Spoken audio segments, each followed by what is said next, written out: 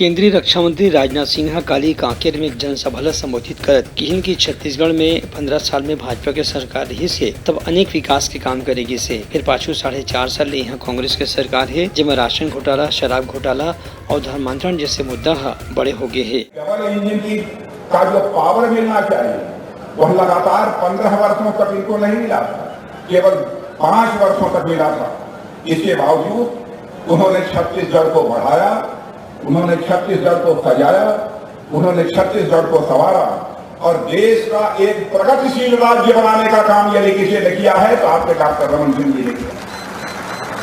मगर 2018 के विधानसभा चुनाव में आप लोगों ने जनादेश देकर सरकार बदल दी, क्योंकि आप लोगों ने उस समय कांग्रेस की कुछ गारंटियों पर भरोसा कर लिया।